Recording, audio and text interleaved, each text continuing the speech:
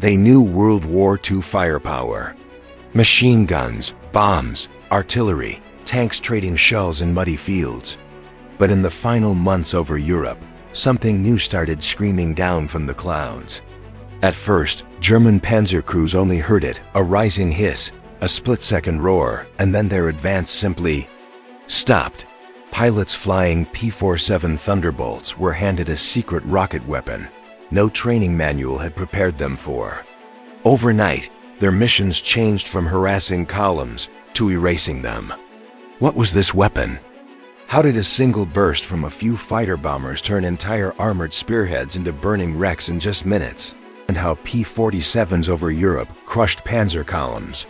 The summer of 1944 in Western Europe felt like the world was shifting under everyone's feet. The Allies had broken through the beaches of Normandy, but nothing about the fight ahead was simple. The continent was a maze of hedgerows, narrow roads, fortified villages, and German armored divisions that refused to disappear. Into this chaos flew one of the most rugged aircraft of the war, the P-47 Thunderbolt, a machine about to carve its name into history with a weapon no one saw coming. Despite the success of D-Day, the war in Europe was nowhere near decided. German panzer divisions still had the power to launch brutal counterattacks that threatened newly liberated towns. Many historians describe this period as the armored chess match of Europe, where each side tried to outmaneuver the other with tanks, artillery, and everything they had left. Every panzer that survived meant another possible breakthrough and more Allied lives on the line. That is why air support became the beating heart of the Allied advance. Infantry could push forward, tanks could break lines, but nothing stopped a German armored counterattack faster than the roar of fighter bombers overhead. The Allies knew it, the Germans feared it, and the pilots flying the P-47 Thunderbolt lived it every day. Their missions weren't glamorous. They were low, dangerous, and often thankless, destroying trucks, trains, convoys, and anything that kept the German war machine alive. But when it came to German tanks, the Thunderbolt had a problem. Its 8.50 caliber machine guns could chew up soft targets with ease, but struggled against the thick plates of panzer armor. Bombs were powerful, yes, but imprecise. A near miss was still a miss, and pilots often had to dive dangerously low to ensure accuracy. For months, P-47 pilots complained about the same thing. We can hit them, but we can't stop them fast enough. The frustration reached Allied command quickly. Reports poured in describing bombs bouncing off tank hulls, machine gun fire only scratching paint, and pilots forced to make repeated passes over deadly flak zones. Every additional second above a German armored column meant more risk. The ground troops depended on air cover, but air cover was struggling to keep up with the armored threat. The Allies needed something new, something small enough to mount under a fighter's wings, fast enough to hit a moving tank, and powerful enough to crack open panzer armor. Something that didn't require perfect aim, repeated dives, or heroic luck. Something that could turn a single attack run into a decisive blow. What they needed was a weapon that barely anyone knew existed. Meanwhile, the pilots flying the Thunderbolt lived like wanderers between worlds. On the ground, they cracked jokes, smoked cigarettes, and pretended everything was fine. In the air, they flew into flak-filled skies where every mission might be their last. These young men didn't know it yet, but they were about to become the first generation of pilots to use a new class of air-to-ground rocket one that would change their missions forever. Rumors began spreading long before the weapon itself arrived. Some pilots heard whispers about a new kind of rocket being tested back in the States. Others heard vague talk about extreme velocity, shape-charge tips, or new ignition systems. But no one knew what was real. What they did know was this: if someone at high command was working on a better anti-tank weapon, it couldn't come soon enough. To understand just how much the Allied pilots needed this breakthrough, you have to imagine the German armor they faced. The Panzer IV was still deadly. The Panther was considered one of the best tanks of the entire war. And the Tiger, well, the Tiger was a monster. Its armor seemed almost supernatural to Allied pilots who watched their bullets spark harmlessly off its hull. Even when the Allies pushed deeper inland after Normandy, the Panzer divisions were far from broken. They moved with discipline, fought with precision, and often counterattacked when least expected. Each tank knocked out mattered. Each tank left alive mattered even more. The success or failure of entire operations sometimes came down to whether air support could remove armored threats in time. In testing grounds far from the battlefield, American engineers worked day and night. They experimented with fin-stabilized rockets, new propellants, and piercing warheads. A weapon that could penetrate several inches of hardened steel wasn't just desirable, it was essential.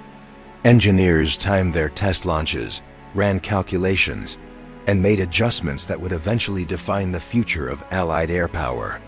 Back in Europe, the pilots continued fighting with the tools they had. They attacked tank columns with bombs, hoping for direct hits. They raked convoys with machine guns, knowing it wouldn't stop the heavily armored tanks. They coordinated with ground forces, providing whatever support they could. They were doing their job, but they knew there had to be a better way. Some missions were especially brutal. Pilots described the sickening feeling of watching a line of Panzer tanks continue moving, even after their bombs detonated nearby. Others talked about diving so low that they could see German crewmen scrambling on the ground. Every pilot could recount a mission where survival felt like sheer luck. The P-47 was tough, but toughness alone didn't stop tanks. By mid-1944, Allied command knew the Thunderbolt needed an upgrade. Air supremacy meant nothing if armored columns kept punching through. Troops needed air support that could do more than slow the enemy. They needed something that could break them. Something that would make panzer crews hesitate before driving into open ground. And then, one morning on a quiet airfield in England, wooden crates arrived. Inside were metal tubes, fins, wiring, and warheads shaped unlike anything the pilots had seen before. No dramatic announcement, no medals. Just a new set of instructions and a simple warning from the ordnance officers. When you fire these, don't be too close to the target. This was the beginning of the secret rocket weapon, the one that would soon shred German armor and crush panzer columns across Europe. Pilots didn't know it yet, but their missions, their confidence, and even the course of the war were about to change. Before anyone was allowed to fire the new rockets in combat, they had to train. Pilots practiced loading procedures, studied the weight shift the rockets added to the wings, and memorized firing angles. Some joked that the rockets looked like oversized fireworks. Others admitted they felt nervous. New weapons didn't just change tactics, they changed survival odds. The engineers gave them simple advice. The rockets were fast, powerful, and surprisingly stable, but they weren't sniper accurate. Firing them required timing, discipline, and the instinct to know the right moment to squeeze the trigger. Hitting a tank wasn't guaranteed, but hitting near a tank? That might be enough. The pilots took off for their first training flights with the rockets attached. The added weight pulled slightly at the wings, but the Thunderbolt handled it with its usual bulldog strength. When the first test fires happened, the roar of the rocket startled even veteran pilots. It wasn't like firing machine guns or dropping bombs. It was a hiss, a streak, and then a distant thunderclap. No one yet understood that this weapon would become legendary. No one realized it would tear open armored columns in minutes. No one guessed that German crews would soon describe these rocket attacks as the moment the sky changed, but all of that was coming. The first time the rockets were fired in training, the pilots returned to base with wide eyes and animated voices. Some described the blast as a punch of thunder. Others said it felt like launching a spear made of fire. But one thing was clear, this was not just another addition to the Thunderbolt's arsenal. This was something different, something with the potential to rewrite how fighter bombers attacked armored targets. Word spread quickly across the airfield. Ground crews talked about it over lunch. Pilots whispered about it during briefings. Even the mechanics, the unsung heroes who worked through cold nights and muddy mornings, gathered around the new rocket racks, poking, studying, and marveling at the unfamiliar design. This was the first time many of them realized the P-47 might soon be fighting a very different kind of war. But despite the excitement, the stakes remained deadly serious. The German Panzer divisions were still pushing back hard. In places like Saint-Lô, Falaise, and the rolling countryside of France, Allied infantry encountered counterattacks that risked breaking through their fragile lines. A single armored push at the wrong moment could collapse an entire sector. High command needed results, and they needed them fast. For the pilots, the biggest challenge wasn't learning how to fire the rockets. It was learning how to survive while doing it.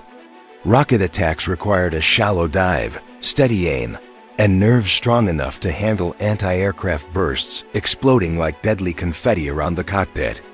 A pilot's survival depended on instinct, knowing when to commit and when to pull away at the last possible second. The more they trained, the clearer it became. The P-47 Thunderbolt had found its perfect partner. The aircraft's rugged frame absorbed the recoil of the rockets without flinching. Its massive air-cooled engine shrugged off damage that would cripple other fighters. And its dive speed, fast enough to make some pilots lightheaded, made it ideal for delivering destructive bursts of firepower in seconds. Still, no amount of training could fully prepare them for the first real combat mission with the rockets. Combat wasn't a firing range. German tanks weren't stationary. They moved, turned, hid, and fought back. Panzer crews were disciplined, quick-thinking, and experienced. They had survived artillery, bombs, and ambushes. They believed they could survive anything. Before the first operational flight, the squadron commander gathered his pilots near the edge of the runway. Some pilots leaned on their Thunderbolts, arms crossed, masks hanging loose around their necks. Others paced back and forth, helmets under their arms. The commander spoke plainly. "Today you're carrying something new. Trust your instincts. Trust your training. And above all, don't get too close." Then came the waiting. Pilots always said waiting on the ground felt worse than flying into battle. Minutes stretched like hours. The mechanics double-checked every wire and bracket. Ground crews loaded the rockets under the wings with a caution normally reserved for precious cargo. And finally, with engines roaring under the morning sun, the Thunderbolts taxied into position. Takeoff was always exhilarating, the sudden surge of power, the vibration of the fuselage, the instant transition from earth to sky. But today, it felt different. The extra weight tugged subtly at the wings. The rockets hummed beneath the fuselage, almost like a set of sleeping predators waiting to be unleashed. Different aircraft, same pilots, but a new mission. 30. The target was a German armored column moving through a narrow valley east of Saint-Lô. Allied troops reported that the column was advancing fast, using the cover of morning haze to conceal movement. The mission was simple but critical. Strike the lead vehicles, block the path, and force the German tanks into disarray. If the column broke through, it could threaten the entire flank of the Allied advance. The pilots flew in formation, maintaining tight spacing as they climbed above the morning mist. Below them, the patchwork fields of France stretched endlessly, golden wheat, winding roads, and small villages scarred by weeks of fighting. The air smelled faintly of fuel and heated metal, a smell every pilot knew by heart. As they approached the target zone, the radio crackled with reports from the ground. Tanks confirmed. Column size unknown. Expect mobile anti-aircraft units. The pilots exchanged glances behind their goggles. They had flown enough missions to know what that meant. The skies would not be friendly. Then, through the thinning haze, the armored column appeared. Dark shapes moved slowly across the landscape, Panzer IVs, half-tracks, fuel trucks, and supply wagons. The sight was both familiar and intimidating. A German armored column was a fortress on the move, bristling with firepower and protected by layers of steel. The squadron commander's voice cut through the radio. "All right, boys. This is it. Let's see what these new toys can do." The first diving approach began. Thunderbolts peeled off from formation, dropping toward the tanks below. The pilots lined up their sights, holding steady as flat bursts erupted around them in dark puffs of smoke. The air vibrated with danger. And then, for the first time in European combat, the rockets fired. Pilots later described it as a burst of lightning leaving the wing. The rockets streaked downward with terrifying speed, bright trails slicing through the air. German soldiers on the ground looked up in confusion, having never seen anything like it. The rockets hit the ground with a deafening explosion. Flames shot upward, metal shrieked. A Panzer IV at the head of the column erupted into a plume of smoke, its turret lifting slightly from the blast. The tank behind it swerved violently, tracks grinding into the dirt. Within seconds, the German formation dissolved into chaos. What had been a disciplined march became a scattered scramble.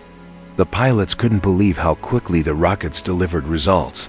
No long bombing runs, no risky low-altitude looping, just a single decisive strike. They circled back to assess the damage, and what they saw stunned them. One rocket salvo had done what entire sorties sometimes struggled to achieve. The squadron commander's voice came over the radio again. "Good hits. Good hits. Let's clean up the rest." And with that, the Thunderbolts dove in for their second run. German anti-aircraft fire thickened, bursting dangerously close. But the pilots were already committed. They lined up their sights, fired another volley, and watched as a fuel truck detonated in a fireball. The explosion threw nearby vehicles into disarray. Flames danced along the roadside.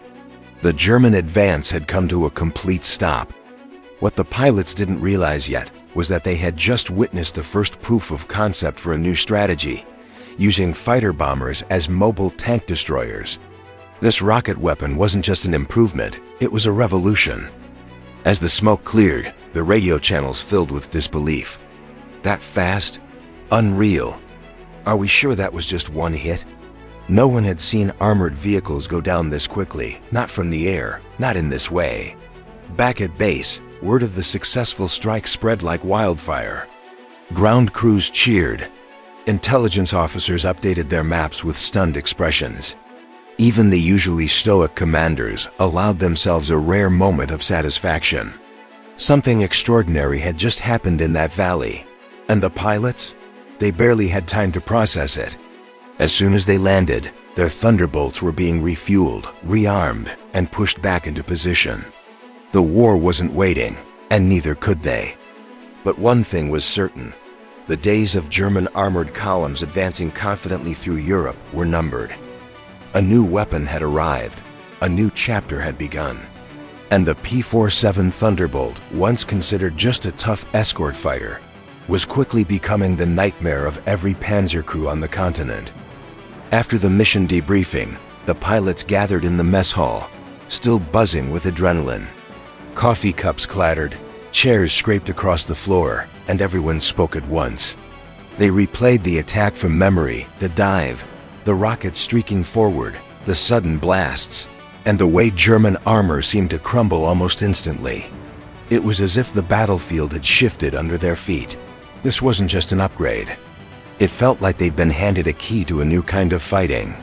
Some pilots sat quietly at first, staring at the table, trying to understand what they had just witnessed. The P-47 was already known for being tough, dependable, and brutally effective in the right hands. But this rocket? It gave them a level of precision and destructive power they had never imagined. It was a tool that transformed a difficult mission into a decisive victory. And the strangest part was how little the pilots actually knew about the weapon. They didn't know its full name. They didn't know its development history. They didn't even know whether it had been designed specifically for anti-tank work or was simply adapted for it. All they knew was the result. German armor that once felt nearly untouchable now looked disturbingly vulnerable. In the days that followed, intelligence officers began analyzing the effects of the first rocket strike.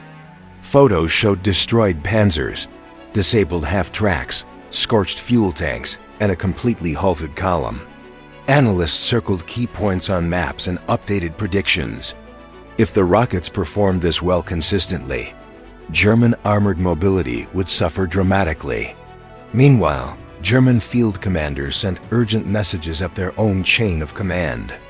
Reports described a new Allied air weapon of high destructive force, a precision rocket, and, in one particularly vivid report, a fiery projectile that strikes with shocking impact.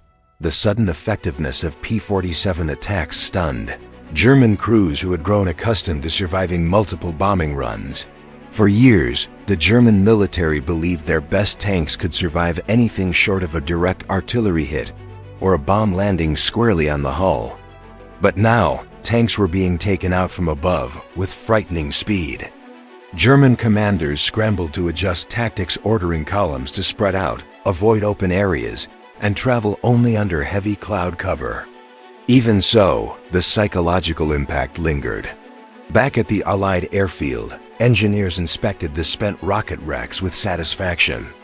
Their design had worked under real combat conditions, soaring faster and hitting harder than expected. They noted small improvements for the next batch: minor stabilization tweaks, clearer mounting instructions for the ground crews, and better training materials for pilots. The ground crews were quick to learn which rockets mounted cleanly, which required extra pressure to lock in place, and which needed a final tap with a mallet. They took pride in the new weapon. Every rocket attached meant another chance to save Allied troops on the ground and slow the German counterattacks. As new crates arrived, entire teams worked through the night under dim lamps. They double-checked wiring, tested launch circuits, and signed off each Thunderbolt with chalk marks on the wing pylons. These crews understood the stakes. A rocket that failed to fire could cost a pilot his life. A rocket that fired perfectly could change the outcome of a battle. By the end of that week, the squadron had flown several missions with the rockets, and the results were consistent. German columns stalled. Roadways became blocked with wrecked vehicles. Panzer divisions were forced to reroute or retreat.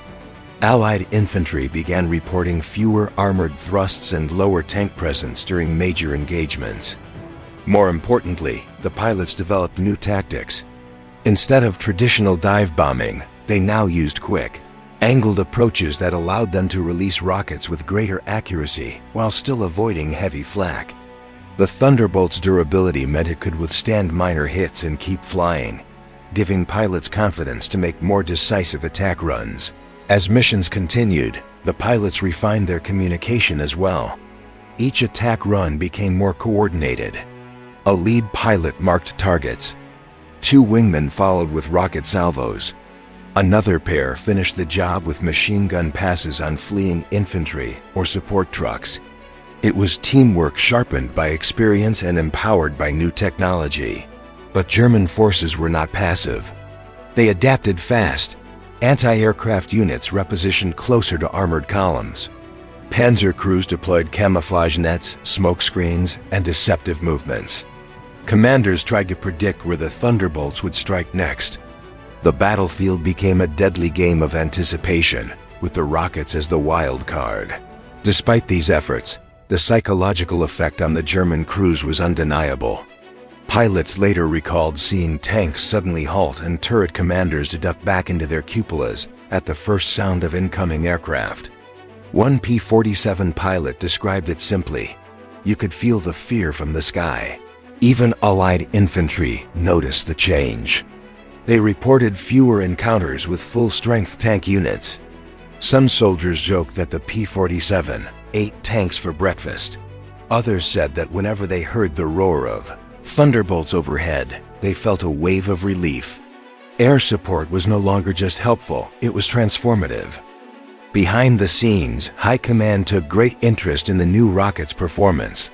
They compared mission reports, studied reconnaissance photos, and evaluated logistics. The weapon's success meant that P-47 squadrons could play an even larger role in the campaign. More rockets were ordered. More ground crews were trained. More missions were planned. At the heart of it all were the pilots. Some had flown since early in the war. Others had arrived only weeks before. But all of them shared a common experience. The moment they fired the rockets for the first time, they understood their role had changed. They weren't just escort fighters or strafing machines. They were tank hunters, skyborne predators armed with precision weapons. Still, there was a learning curve. Rockets had incredible hitting power, but they weren't perfect. They could drift if fired too far from the target. They required pilots to judge distance, speed, and timing with precision. A successful hit demanded instinct, discipline, and self-control, the very qualities that separated experienced combat pilots from rookies. During training sessions, squadron leaders emphasized patience. "Don't rush your shot," they warned. "Wait for the angle, wait for the distance. Trust the rocket." Pilots practiced estimating tank positions, imagining how fast the vehicle would move by the time the rocket arrived. It was difficult work, but every practice session improved their accuracy. Their efforts paid off. In the next major engagement, the P-47 squadron intercepted a German armored force attempting to reinforce a damaged line. The rocket struck with devastating effect, 3 tanks disabled in a single pass, with supply vehicles scattered like broken toys across the road. It was proof that the weapon wasn't a fluke. It was reliable, terrifyingly effective, and becoming the new normal. The growing success of rocket strikes had another consequence. Other Allied squadrons wanted in. Word spread across airfields in England and France. Pilots asked their commanders when they would receive rockets. Some even visited the P-47 bases to see the new weapons for themselves. The excitement was contagious. This wasn't just innovation, it was momentum. As the demand grew, factories back home increased production. Engineers refined the design, making the rockets easier to manufacture and more consistent. Reports praised the Thunderbolt as the ideal launch platform. Orders prioritized P-47 squadrons that specialized in tactical ground support, ensuring the rockets reached the front lines quickly. German intelligence eventually identified the weapon, the High-Velocity Aircraft Rocket, HVAR for short. They studied fragments recovered from the battlefield and warned commanders to expect more attacks. But even knowing what the weapon was did not solve the problem. German tanks were heavily armored, but they were not invincible. The Wehr had the speed and explosive power to exploit every weakness. As summer turned into fall, the skies over Europe changed subtly. The once dominant Panzer formations became cautious, slower, and more fragmented. Their movements were dictated not by strategy, but by fear of being spotted from above. The P-47 squadrons gained confidence as their rockets turned mission after mission into decisive victories. 70.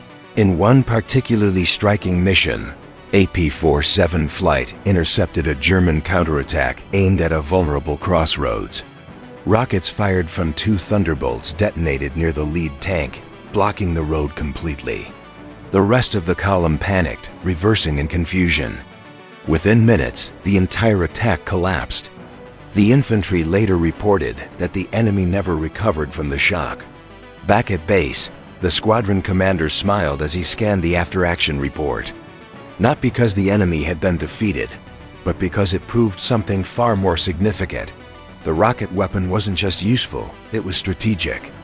It changed the battlefield environment. It changed enemy behavior. It changed the pace and shape of the Allied advance. The success of the rockets also strengthened the bond between pilots and ground crews. Pilots now relied on the crews not just for upkeep, but for perfection. Every misaligned rocket, every loose connection, every error could mean a failed mission. Ground crews responded with pride, treating each rocket like a personal responsibility. Morale soared. There was a sense that they were part of something bigger, an evolution in warfare. They weren't just flying missions, they were shaping the outcome of the campaign. It was rare in war to feel momentum so strongly, but here, on this airfield filled with battered P-47s and hardworking crews, they felt it every day. By the time the rockets had been used in a dozen successful missions, pilots began to internalize the rhythm of attacks. Find the column, stay above flak, pick the moment, fire, climb out, return with the sun behind you. It became a deadly pattern that German forces struggled to anticipate. The P-47 had become a hammer and the rockets were its sharpened edge. The transformation of the Thunderbolt from a rugged escort fighter into a feared tank hunter was nearly complete. But the pilots knew this was only the beginning. The real test would come in the upcoming major offensives, where German armor would fight desperately to halt the Allied push deeper into Europe. For now, though, the P-47 pilots prepared for their next mission with renewed confidence. They strapped into their cockpits, adjusted their goggles, and waited for the signal to start their engines.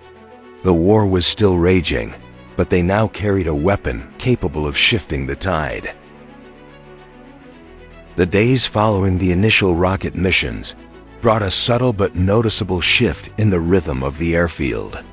Pilots walked with a new sense of purpose, ground crews moved with sharpened urgency, and commanders began treating each briefing as if they were planning the next major breakthrough. The Thunderbolt squadrons were no longer simply supporting the ground war, they were shaping it. Every morning began the same way, the smell of fuel clinging to the cool air, mechanics shouting checklists across the tarmac, and the distant rumble of engines warming for takeoff. Yet beneath the familiar routine was an undercurrent of electricity. Pilots knew each mission now carried the potential to cripple entire armored formations. The rocket weapon had turned them into hunters with unprecedented reach. The mission orders grew more complex as Allied intelligence improved. Instead of simple strafing assignments, the P-47s were tasked with intercepting specific armored battalions, cutting off withdrawal routes, and disabling critical vehicles such as command tanks and fuel carriers. The complexity of these assignments proved how much confidence command now placed in the Thunderbolts. Pilots studied reconnaissance photographs spread across tables, black and white images with red pencil marks circling tank positions, supply points, and suspected flak nests. They no longer viewed these photos as abstract patterns of terrain and shadows. Now every smudge of gray might represent a tank they would soon have to destroy. With each mission, their understanding of how German Panzer crews operated grew sharper. They learned the typical spacing of armored columns, the preferred ambush routes, the angles where flak guns were concealed, and even the routines of German drivers who tended to stop in predictable places at predictable times. Knowledge became a weapon as powerful as rockets. One of the most significant engagements of this period came during a German attempt to reinforce a collapsing front near Mortain. A large panzer formation advanced under the cover of early morning fog, hoping to slip past Allied lines before fighter bombers could intervene. But the fog lifted sooner than expected, and the P-47s were waiting. From altitude, the pilots spotted the telltale glint of steel weaving through narrow countryside roads. The column moved cautiously, with command vehicles at the front and heavier tanks in the center. The pilots recognized the familiar boxy silhouette of Panzer IV and the more imposing shape of Panthers. It was a formidable force, but one that had no idea rockets were aimed in its direction. The squadron leader's voice came over the radio, calm but decisive. "Form up. We'll hit them before they reach the ridge." The Thunderbolts shifted into a clean attack pattern, their wings slicing through the cool air as the valley opened below them like a battlefield on a stage.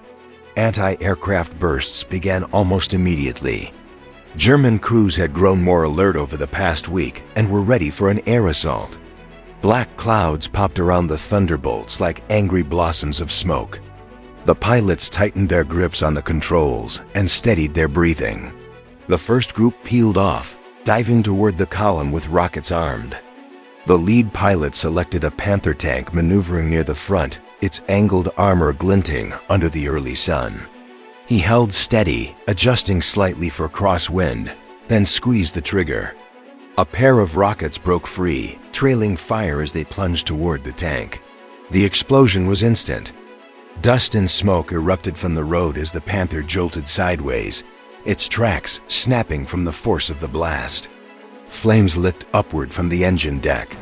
The tank's accompanying infantry scattered in panic, diving for cover.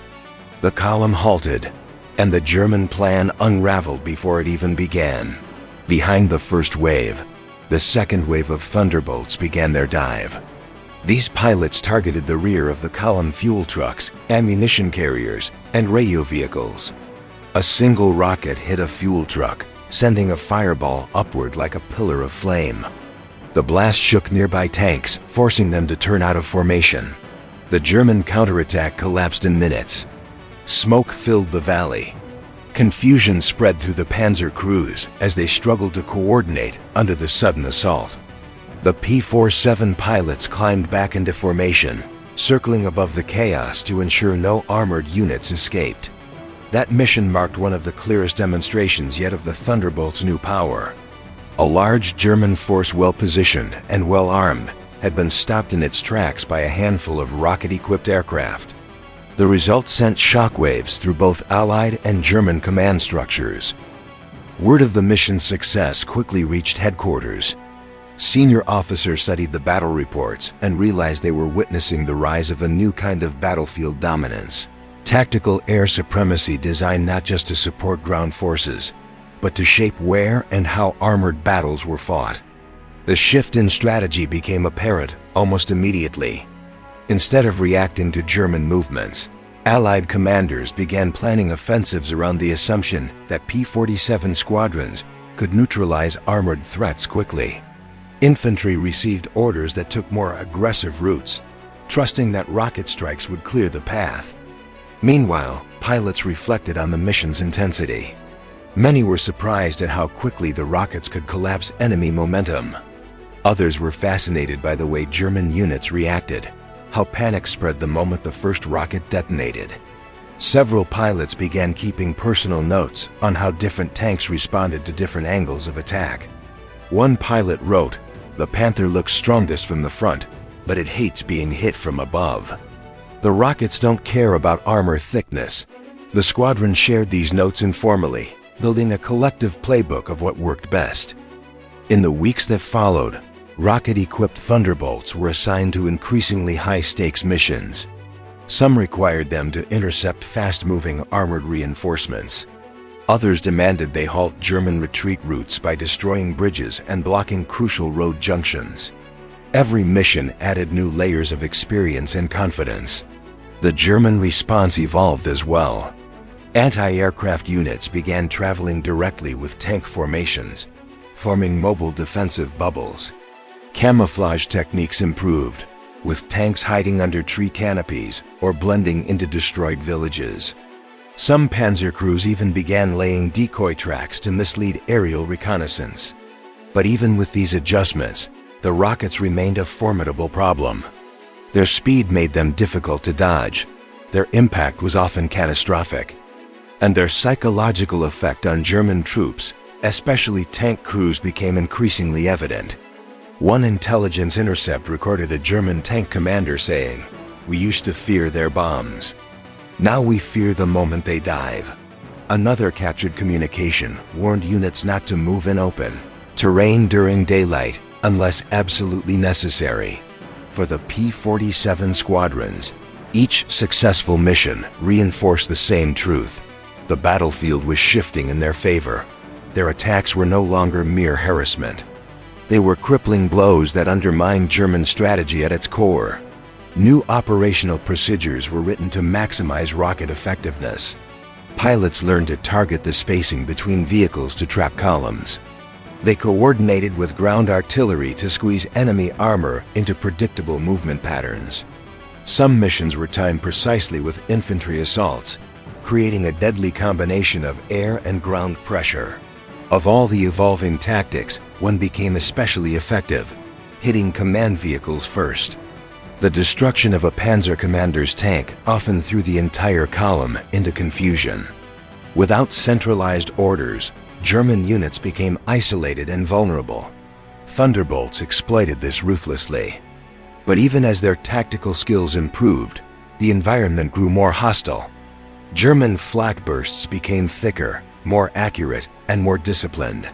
Several Thunderbolts returned home with shrapnel lodged in their wings, engines coughing smoke, or landing gear damaged from close calls. A few did not return at all. Losses weighed heavily on the squadron.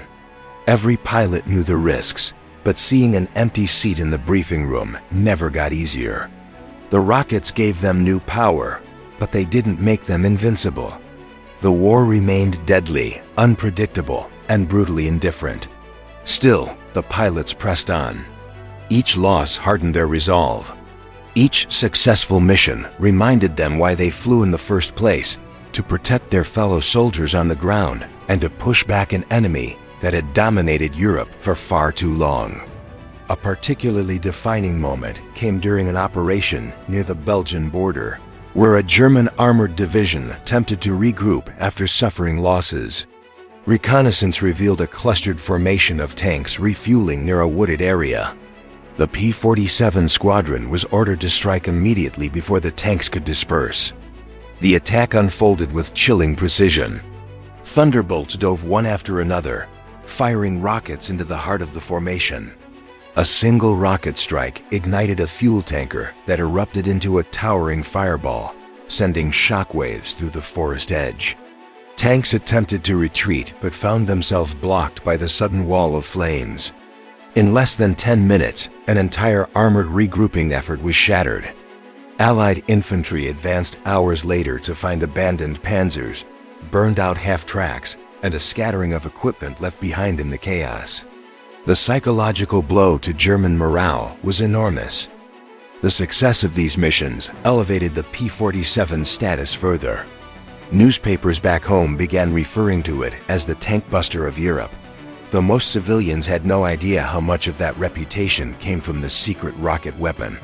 The pilots knew, the crews knew, and high command knew, but to the world, it was just another example of Allied air power at work. Among the pilots, stories began circulating about particularly daring strikes. One pilot reportedly hit a moving Panzer at full speed from a steep angle, an almost impossible shot. Another managed to disable a convoy while low on fuel, firing his last rockets from an altitude so low his wingtips nearly grazed treetops. These stories became part of squadron folklore. They bonded the pilots together, reminding them that courage wasn't a theoretical idea. It was something they lived every time they climbed into their aircraft. And yet, deeper inside Allied strategy rooms, a bigger realization was taking shape. The rockets weren't just helping the Thunderbolts win individual missions. They were disrupting German logistics, slowing retreats, delaying reinforcements, and weakening the backbone of the Wehrmacht. This shift allowed Allied generals to plan offensives with greater confidence. Armored breakthroughs became easier. Infantry could advance farther without fear of sudden tank counterattacks. The battlefield began tilting decisively in favor of the Allies. But German commanders weren't ready to give up. They began coordinating night movements, increased their reliance on ambush tactics, and experimented with dispersing their formations more widely to reduce vulnerability. The struggle turned into a race: air power versus armored mobility. For the P-47 pilots, the changing battlefield demanded constant adaptation. They studied new German tactics, anticipating ambushes, predicting movement patterns, and refining their own attack sequences. Every miscalculation could cost lives. Every improvement could save them. Throughout this period, the rockets remained central to their strategy. Without them, the Thunderbolts would have struggled against heavily armored units. With them, they held the power to disrupt entire divisions. More missions awaited. Larger battles loomed. And the German panzer forces, once symbols of unstoppable might, were now dangerous targets, yes, but no longer untouchable. As Allied momentum increased, the Thunderbolt squadrons found themselves flying missions with increasing frequency. Some days brought 2 sorties, occasionally 3, pushing both pilots and machines to their limits. But the P-47, with its famously rugged Pratt & Whitney engine, handled the strain with relentless endurance. Pilots joked that the aircraft could fly with half a wing missing and still ask for more, and after so many rocket missions, many believed it wholeheartedly. During these intense operations, the pilots grew even more tightly bonded. Shared danger does that, especially when you're diving toward armored columns firing every gun they have at you. In the evenings, they gathered in dimly lit tents, trading observations, survival tips, and small moments of humor that kept them sane. The rockets had changed the battlefield, but camaraderie kept them human. One late afternoon, after a particularly exhausting mission, the squadron commander gathered everyone for an unexpected meeting. He placed a large operations map on the table and pointed to a heavily fortified region where German forces were attempting a desperate counter-movement. Intelligence suggested that the enemy had concentrated several Panzer units near a strategic river crossing. If the Germans secured it, they could slow or halt the Allied advance in that sector for weeks.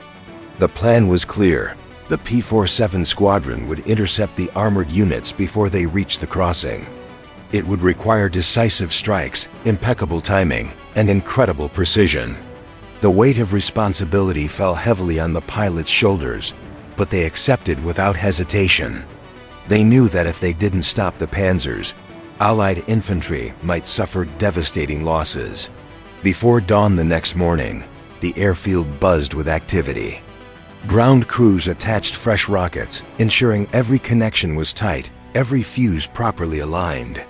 Mechanics moved from aircraft to aircraft in near silence, driven by the unspoken understanding that the outcome of the day might depend on their hands as much as the pilots. The pilots arrived soon after, eyes tired but focused. They strapped into their cockpits, ran through their checklists, and stared down the runway as if they could already see the armored column advancing far beyond the horizon. The engines roared, shaking the cold morning air, and one by one, the Thunderbolts lifted off, heading toward another confrontation that none of them could predict the ending to. As they climbed, the rising sun cast long shadows across the landscape below. Pockets of fog clung to the riverbeds, but the sky above was crisp and clear, perfect flying weather, perfect visibility, and unfortunately for the German tanks, perfect conditions for rocket runs. When the first armored units came into view, the pilots saw exactly what intelligence had warned: a dense concentration of tanks moving steadily toward the river crossing. Panthers, Panzer IVs, command vehicles, flak wagons, and entire armored push in motion. The sight tightened the pilots' stomachs. This was no ordinary strike. This was a spear aimed directly at the Allied heartline. The commander radioed the formation. "Stay sharp. One pass at a time. Don't force it. Pick your moment." His voice was steady, but every pilot knew the stakes were enormous. They adjusted their flight path, banking into position with methodical precision. The German units spotted them almost immediately. The column halted, anti-aircraft guns swung upward, and the familiar bursts of flak exploded among the clouds. The sky turned hostile in seconds. Yet, the pilots held formation, preparing to descend through the storm. The first dive began. The lead pilot aimed at the column's forward tanks vehicles that acted as shields for the rest of the formation. If he could disable those, the entire enemy movement would bottleneck. He steadied his breathing as the ground rushed closer, the tank silhouettes growing larger in his gun sight. He fired. The rockets leapt forward with blinding speed, slicing through the air before smashing into the ground just ahead of the lead tank. The resulting explosion tore through the vehicle's front armor, flipping it partially sideways and blocking the narrow route. Dust and smoke filled the air. The entire German formation froze. The second pilot targeted the rear of the column, aiming for the fuel trucks. He fired 2 rockets in rapid succession. They hit with devastating effect, igniting a fire that shot upward like a torch. The fuel vehicles erupted, creating a massive blaze that prevented the rest of the enemy column from retreating. The Germans were trapped, unable to advance, unable to withdraw. It was exactly the scenario Allied command had envisioned, but achieving it required precision strikes under punishing anti-aircraft fire. The Thunderbolt pilots pushed forward, taking turns diving at the immobilized tanks. The third dive came from a pilot known for his steady aim. He lined up his rockets on a Panther tank positioned near the center of the formation. Despite exploding flak bursting dangerously close, he held the shot. waited for the perfect second, then squeezed the trigger. 2 rockets streaked down and hit the Panther squarely beneath its turret ring, one of the few vulnerabilities in its armor. The explosion was almost surgical. The turret jerked violently, smoke poured out, and the once formidable tank became a motionless hulk. German crews scrambled to abandon their vehicles, diving for cover in the nearby embankments. But the P-47s were far from finished. More Thunderbolts swooped in, some firing rockets, others strafing the fleeing infantry with controlled bursts. Their goal wasn't annihilation, it was disruption. And nothing disrupted a German armored push more effectively than removing its command capabilities. So the next target was clear, the lead command tank. The squadron commander himself took the shot. Diving through thicker flak than any of his men had faced so far, he aimed at the command vehicle's position. The German tank attempted to reverse, but was blocked by the earlier wreck. The commander released a pair of rockets. They struck in a thunderous flash. The command tank jolted violently, smoke billowed from its hatch, and the crew scrambled out in panic. The entire German formation fell into chaos. Without orders, without direction, and with burning vehicles blocking their path, the armored column spiraled into confusion. The Thunderbolts climbed back into formation to assess the field. Thick smoke covered the road. Fires from the fuel trucks spread quickly, igniting nearby grass and bushes. Several tanks were disabled, and the survivors had scattered off-road, seeking cover among trees. The river crossing so critical to their plan was now unreachable. The pilots regrouped for one final coordinated strike to ensure the German units could not reorganize. They divided into pairs, each selecting a remaining target. One pair fired rockets at a flak wagon, still attempting to shoot into the sky. Another hit a supply vehicle. The rest strafed scattered infantry positions to keep them pinned. Within 12 minutes, the entire German armored attempt collapsed. What began as a well-planned offensive had turned into a burning trail of wreckage across the countryside. Allied infantry later reported that the surviving tank crews had abandoned both their vehicles and their positions before the ground troops even arrived. When the Thunderbolts returned to base, even the usually reserved intelligence officers looked astonished. The pilots walked into the debriefing room covered in dust and sweat, unaware that they had just delivered one of the most decisive blows of the campaign. The room filled with applause, a rare gesture in wartime, but fully deserved. The commander summarized the mission with calm finality. "You stopped a division today. Not a platoon, not a company, a division." The pilots glanced at one another, stunned. They had known the mission was important, but not that important. Word spread quickly across other Allied sectors. The Thunderbolt success influenced planning for upcoming offensives.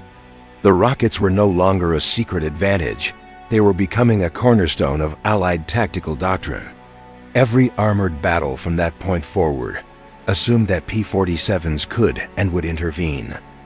German intelligence recognized the shift too. Reports circulated warning that the Allied rocket planes were now capable of breaking armored formations faster than ground forces could respond. Tank crews were ordered to disperse at the first sight of aircraft, even if it meant temporarily abandoning their objectives.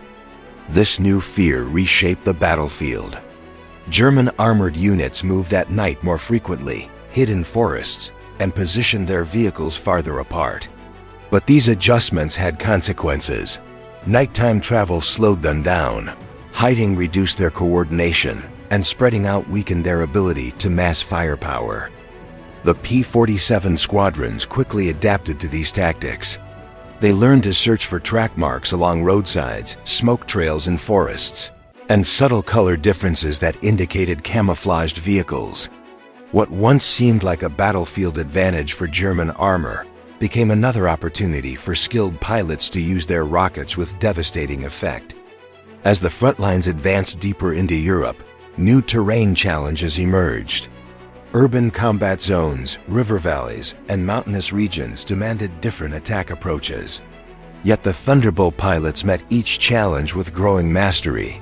using their rockets not just against tanks but against bunkers, bridges, and reinforced positions. One mission in particular demonstrated the rocket's versatility.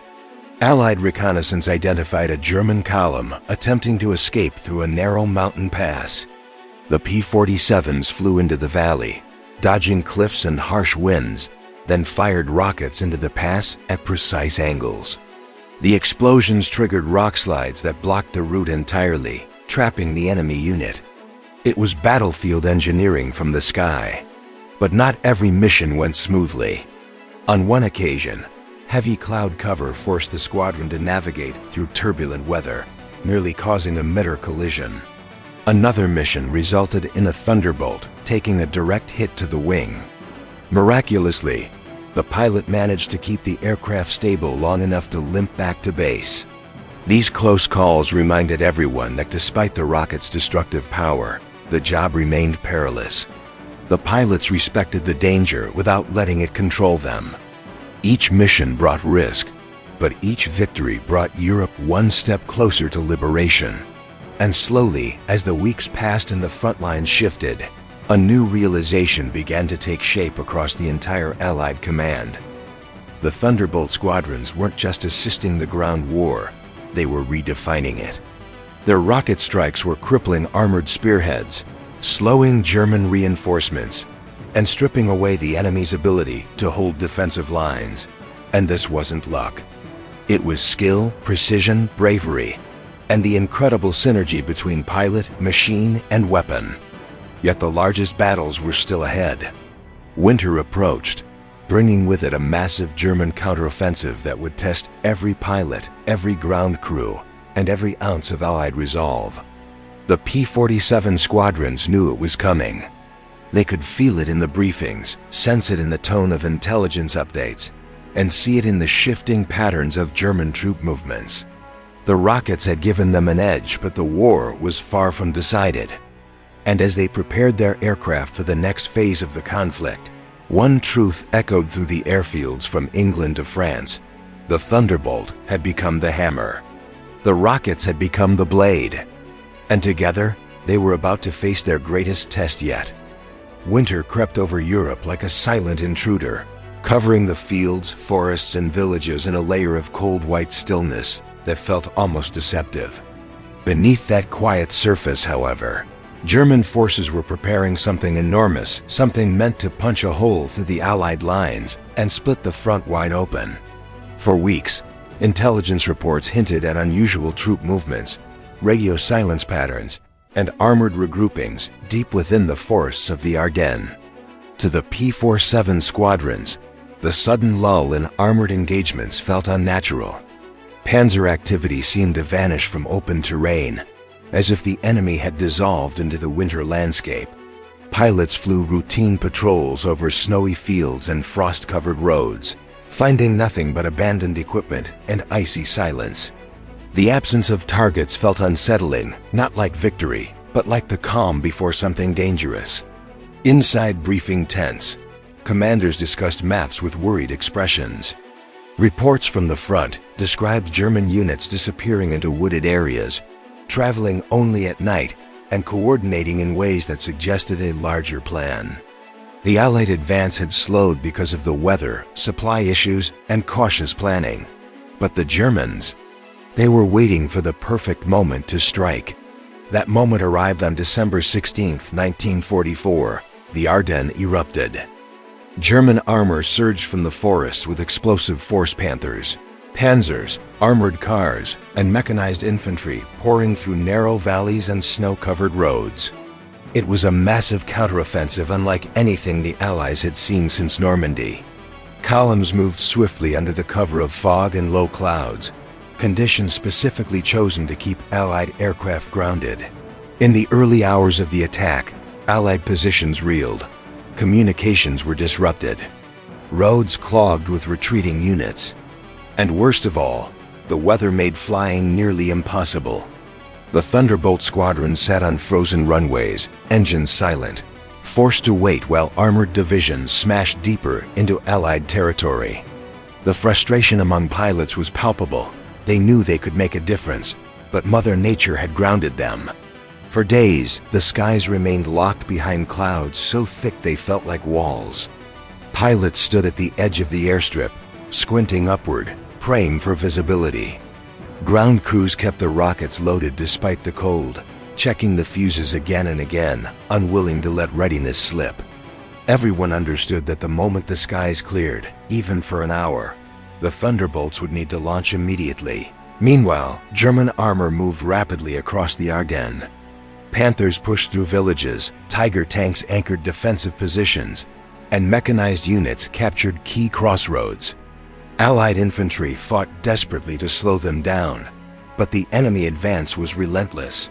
Tanks seemed to appear from every direction, carving paths through the winter landscape like blades of steel. Then, on December 23rd, the weather shifted.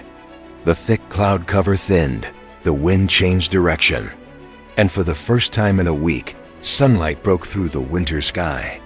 It wasn't much, just patches of blue between drifting clouds, but it was enough. The airfields burst into motion. Pilots sprinted to their aircraft. Mechanics raced across the tarmac, pulling away engine heaters, removing wheel chocks, and giving thumbs-up signals. Engines roared to life, echoing across the frozen ground. The Thunderbolts taxied into position, their rocket racks heavy with the weapons that had changed the course of battles all summer. The squadron commander didn't bother with a long briefing. He climbed onto a wing, shouted over the noise, "Armor's pushing through the Ardennes. We stopped them here, no mistakes. Fly smart." That was all they needed. They knew the stakes. This wasn't just another mission. This was a fight for the momentum of the entire war. Takeoff was bumpy on the icy runway, but the Thunderbolts powered through. As they climbed, the cold air stung their faces through tiny gaps in their oxygen masks. Below them, the snow-covered Ardennes stretched like a frozen battlefield, dotted with black scars where tanks had passed and fires still burned. The first German armored column came into view near a small crossroads town, Tiger tanks at the front, Panther tanks in the center, and supply vehicles trailing behind. The column moved confidently, believing the weather still shielded them from Allied aircraft. They had no idea the Thunderbolts were already diving from above. The squadron leader called out, "Stay tight. Pick your targets. First wave with rockets. Second wave with guns." The pilots acknowledged one by one. Then they peeled off into attack formation, each Thunderbolt dropping altitude as the German tanks grew larger in their sights. The lead pilot aimed for the Tiger at the head of the column. It was a massive machine, its thick armor almost glowing against the snow. He breathed steadily, held his line, and fired. 2 rockets streaked downward. The Tiger attempted to pivot, but it was too late. The explosion engulfed the vehicle in a violent flash, lifting its turret an inch off the hull and throwing snow into the air like a fountain. The second Thunderbolt targeted the rear to trap the column, an essential tactic learned over months of rocket strikes. His rockets slammed into a half-track and a fuel carrier, detonating in a fireball so bright it lit the dark winter forest. The German column screeched to a halt, boxed in from front and back. Anti-aircraft fire erupted instantly. Flak bursts scattered black clouds across the sky. The German gunners were disciplined, firing in tight sequences. Several bursts came dangerously close, rattling cockpits and shaking wings. But the pilots pressed on. They had waited too long for this weather break to hesitate now. The third pilot dove toward a Panther tank angled near a row of trees. He fired a single rocket that struck just behind the turret where the armor was weakest. A plume of smoke spiraled upward. The tank lurched forward, then stopped completely. Snow melted around the blast site. Below them, the German crews scrambled in panic, some attempting to return fire, others diving into ditches. For the first time during the Ardennes offensive, the German armor felt exposed. Their greatest advantage, weather protection, had vanished in an instant. The second wave of Thunderbolts swooped in with machine guns blazing, targeting infantry escort units and vehicles trying to break away. The roar of .50 caliber fire echoed across the snowy valley, each burst pushing the German column deeper into disarray. After the initial strike, the squadron regrouped at altitude.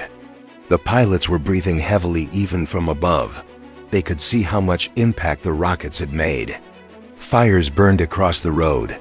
Smoke drifted upward in thick columns. The column was immobilized, but the mission wasn't over. Intelligence indicated that 2 more armored groups were advancing along parallel routes. The Thunderbolts had to move fast before the weather closed in again. The commander ordered, "New heading." "We're not done." They turned north, engines thundering over the frozen forests. Minutes later, they spotted the second column, this one larger, with more infantry support and several anti-aircraft wagons positioned along the flanks. The Germans were prepared. Flak fire began before the Thunderbolts even started their dive. Bright bursts filled the air, forcing pilots to weave and dodge as they lined up their rockets. The risk was enormous, but so was the opportunity. If this armored thrust wasn't stopped, it could reach key road networks and split the Allied front. The lead pilot dove straight into the flak net, committing fully. He picked out a Panther tank moving along the left flank and fired. His rockets hit cleanly, engulfing the tank in smoke. He pulled up hard, feeling shrapnel ping against his fuselage. The P-47 groaned, but held. Another pilot targeted an anti-aircraft wagon. Rockets slammed into it with such force that the gun flipped over, disabling the entire position. This opened a window for the following pilots to attack with less risk. The sky had become a swirling arena of fire, smoke, and roaring engines. The Thunderbolts were outnumbered, but not outmatched.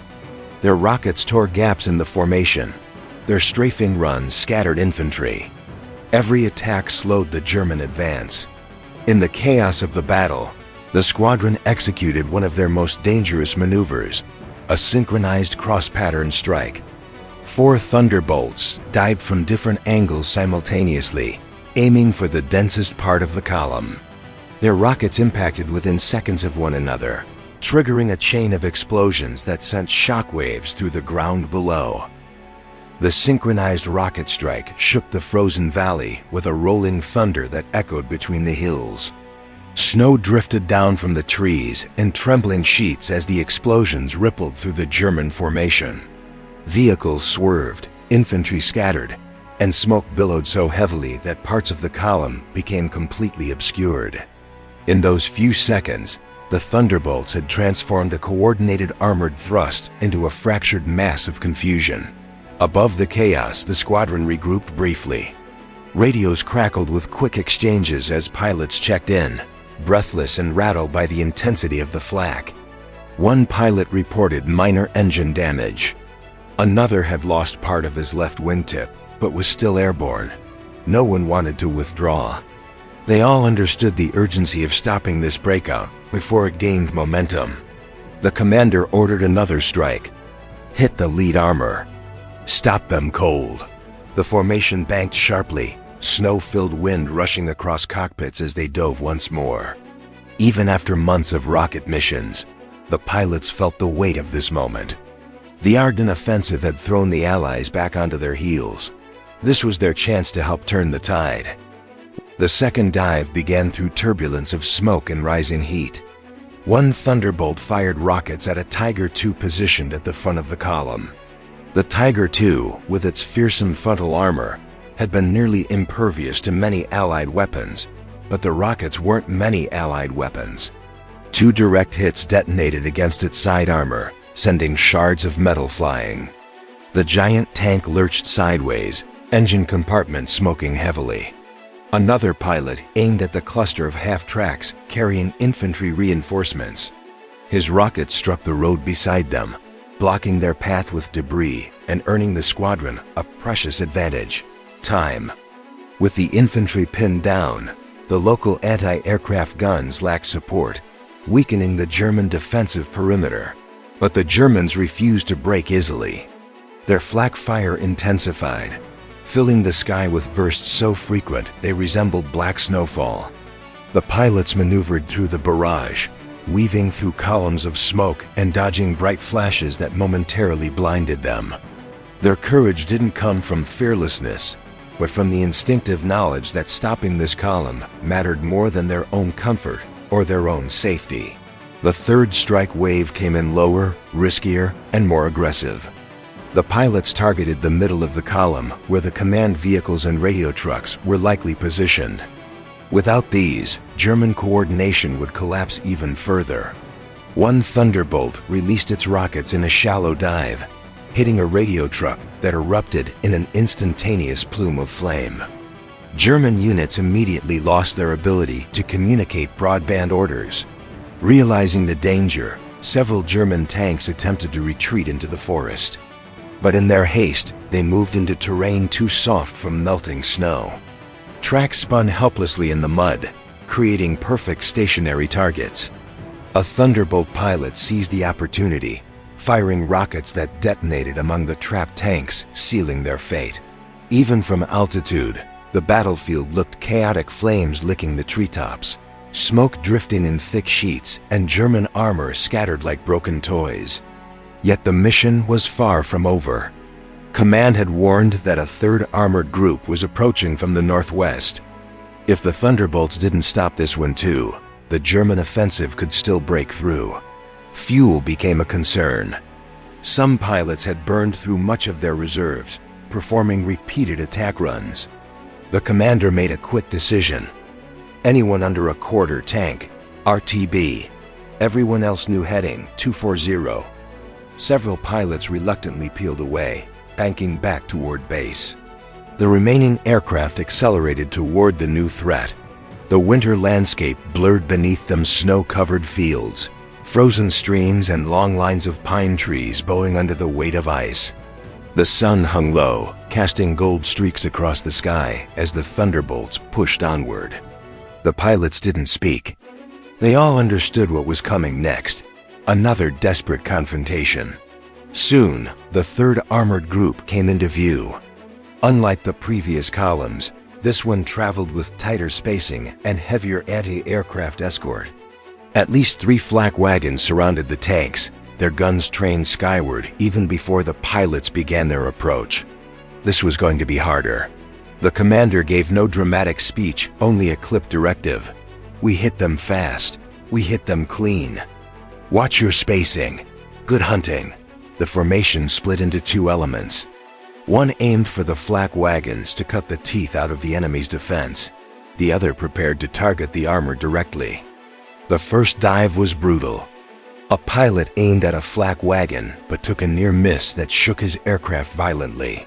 He stabilized just long enough to fire 1 rocket before pulling up sharply. The rocket hit, destroying the anti-aircraft gun in a single burst. His damaged aircraft limped upward, trailing smoke, but still in the fight. With 1 flak position destroyed, the second element dove toward the tanks. A Thunderbolt pilot targeted a Panther at the center of the formation. His rockets impacted the snow beside the tank, sending a shockwave that cracked the Panther's track and immobilized it. Other pilots followed with strafing runs to keep the supporting infantry pinned against the tree line. But the German column countered aggressively. 1 flak wagon fired continuously, forcing the pilots to zigzag dangerously just to maintain altitude. Another unleashed a barrage that narrowly missed a Thunderbolt's tail. The sky became a deadly dance of evasive maneuvers and rapid bursts of gunfire. Seeing the danger, the commander made a snap decision. Right element, we flank. Left element, high dive on my mark. The formation split, circling wide around the German units. The Germans shifted their guns toward the circling Thunderbolts, unaware that the real threat was diving from above. Mark. 3 Thunderbolts nosed downward simultaneously. Their rockets streaked toward the enemy formation, hitting 2 half-tracks and a fuel truck. The explosion rocked the valley, spreading fire across the road and splitting the German formation into 2 immobile halves. The enemy advance was broken, but the Thunderbolts pressed the attack anyway. Rockets were fired until racks were empty. Machine guns blazed until belts ran dry. The pilots didn't relent until every remaining German vehicle had either halted, scattered, or fallen silent. When they finally pulled back to altitude, the squadron surveyed the battlefield from above. The 3rd German armored thrust, once considered one of the most dangerous, was now a burning, tangled line of metal and smoke. The Ardennes, which had seemed moments away from slipping out of Allied control, suddenly felt winnable again. The radio crackled with the commander's voice, low but steady. "Gentlemen, we just turned the tide." There was no cheering, only exhausted relief. The pilots knew they had delivered one of the most decisive airstrikes of the campaign. But they also knew the day wasn't over. They still had to make it home. Fuel warnings blinked. Several aircraft had taken damage. Icing threatened to form along wing edges as temperatures dropped. But the Thunderbolts kept flying, pushing their engines as the sun dipped lower and the winter sky darkened. One by one, they approached the airfield. Ground crews lined the runway despite the cold, ready to act the moment the aircraft landed. The first Thunderbolt touched down hard, skidding slightly on the icy surface but staying upright. The second came in with a trailing wingtip. The third landed with smoke leaking from its engine cowling. When the commander landed last, the ground crews applauded. Not loudly, just enough for the pilots to hear in their open cockpits. It wasn't celebration, it was acknowledgement. They all knew what had been achieved that day. And they all knew what might have happened if the skies had remained closed just one day longer. That night, in the dimly lit debriefing room, the scale of the victory became clear. The Thunderbolts had intercepted 3 separate armored thrusts, disabled dozens of vehicles, and delayed the German advance long enough for Allied forces to regroup. It was a turning point in the Battle of the Bulge, and perhaps in the entire European campaign. The pilots left the room in silence, each carrying the weight of the day with them. Some returned to their bunks. Others walked outside to breathe the freezing air and watch the distant glow of fires still burning along the horizon. None of them slept easily, but all of them knew one thing: the secret rocket weapon had changed everything. It had turned the P-47 from a dependable fighter bomber into a decisive force. And on that winter day, it had helped stop an offensive that could have rewritten the war. The morning after the Ardennes strikes, the airfield felt strangely quiet, as if the snow itself were holding its breath. The pilots walked across the frost-covered ground with a heaviness that came not from defeat, but from the sheer magnitude of what they had endured. Engines were silent. Tools lay frozen on workbenches. Even the ground crews, usually loud and energetic before sunrise, moved with quieter steps. Everyone knew the previous day had been one of the most critical moments of the war. At headquarters, intelligence officers compiled their reports. Aerial photos taken after the Thunderbolt attacks confirmed widespread destruction. Disabled Panthers, overturned half-tracks, burned-out fuel trucks, and abandoned equipment scattered along the snowy roads.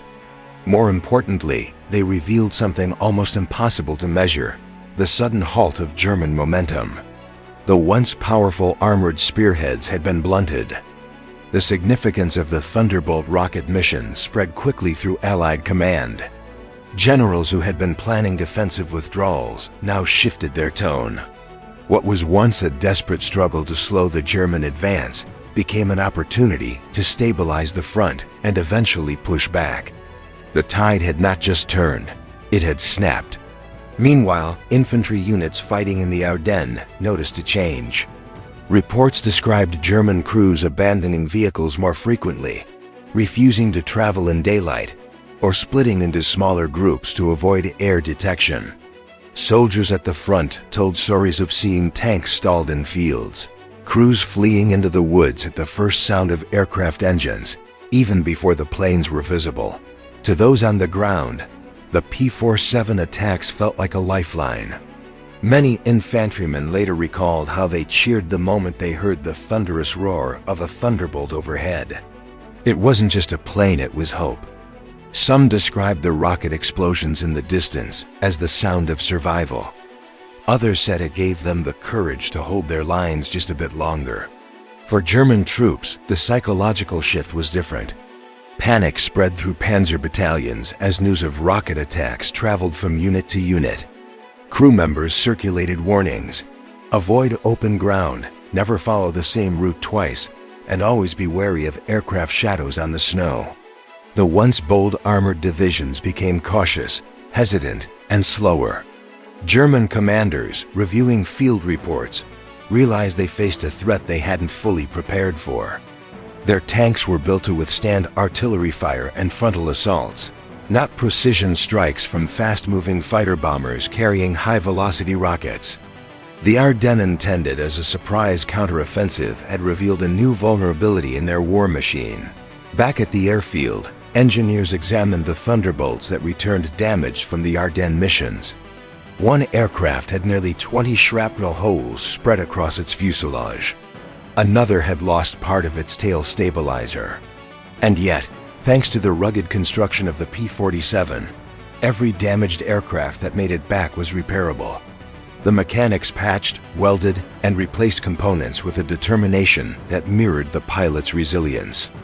As repairs continued, the pilots gathered for strategic briefings. Intelligence maps showed that German armor, once concentrated into powerful columns, had now fragmented. Some units retreated deeper into forests for cover. Others attempted to dig in and establish defensive perimeters.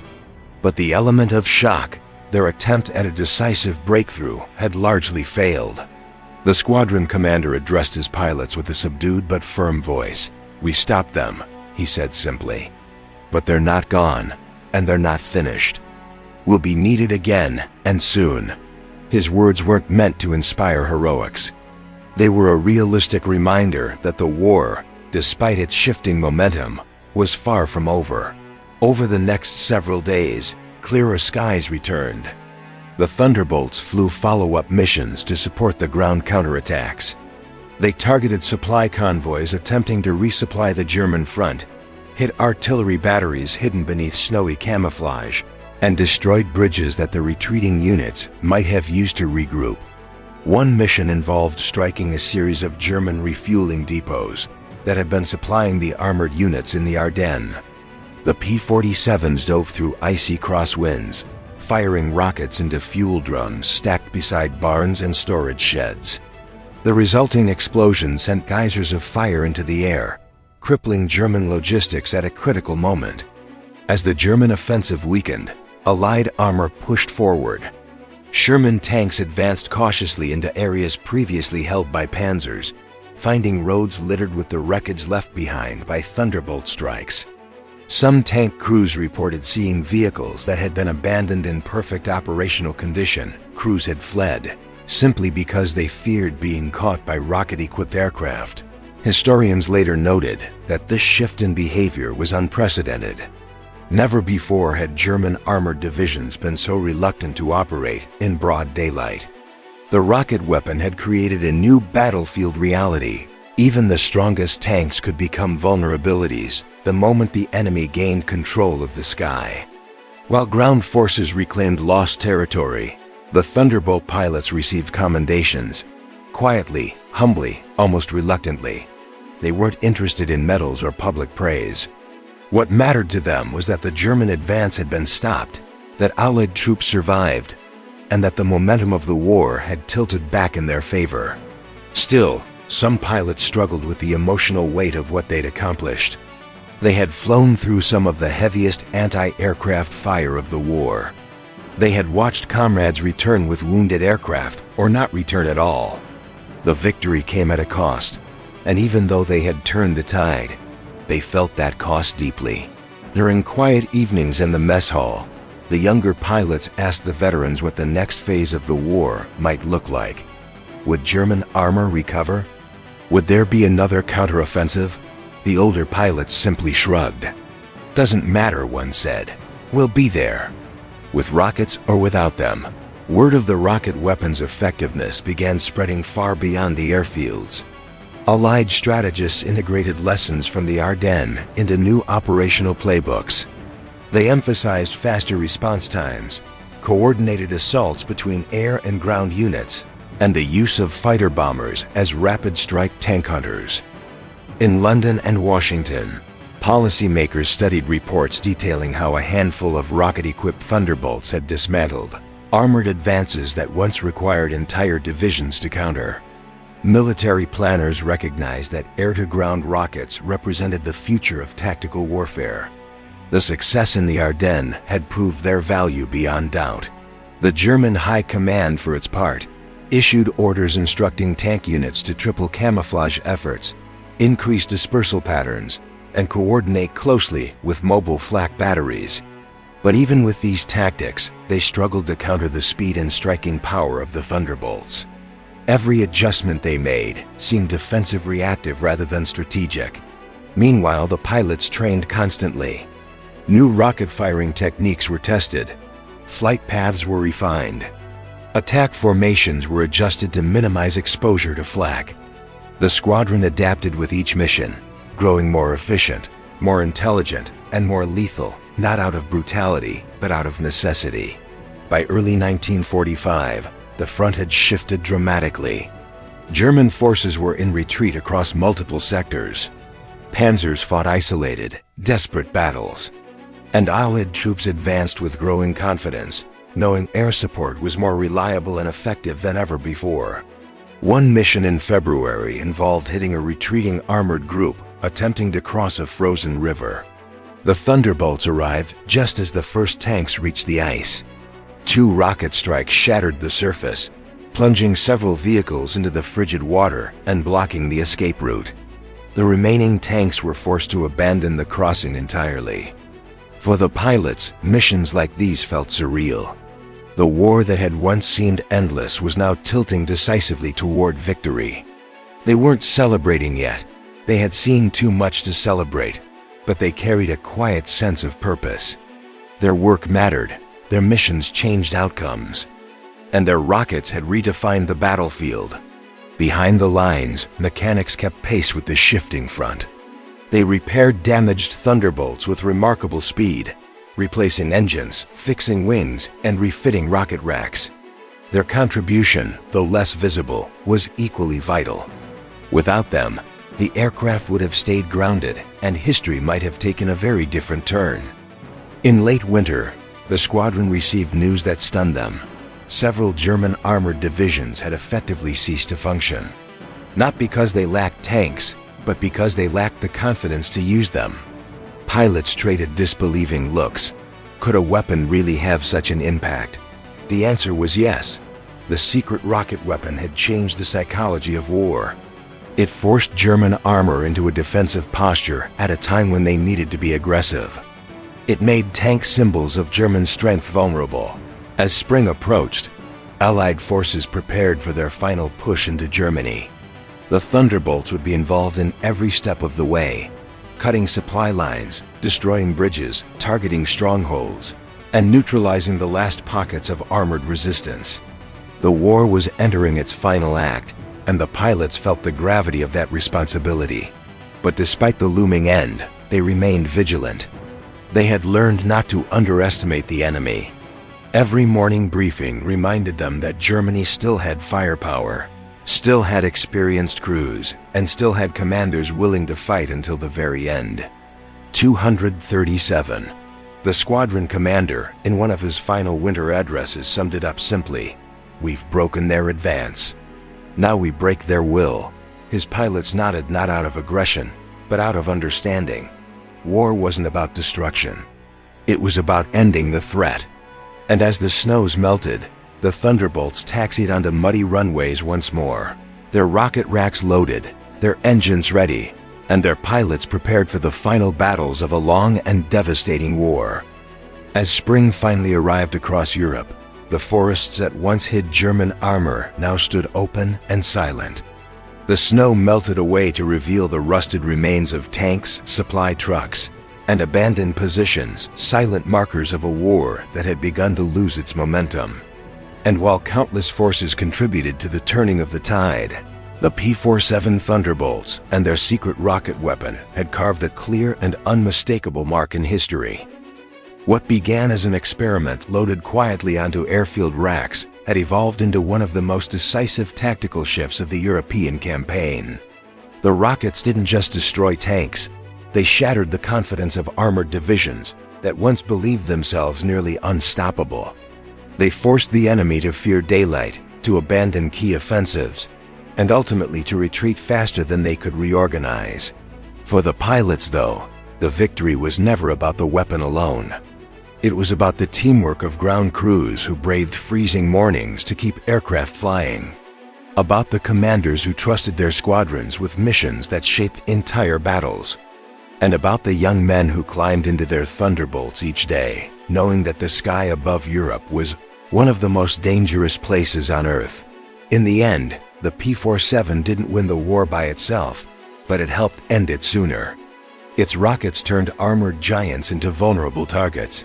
Its pilots turned fear into strategy. And its legacy remains a reminder that sometimes history pivots not on massive armies, but on a handful of moments where courage meets innovation in the sky. If you enjoyed this story and want more hidden moments, untold battles, and dramatic turning points from World War II, don't forget to like, comment, and subscribe. Your support helps bring more incredible history to life and keeps Monkey Mode on for the next mission through the past.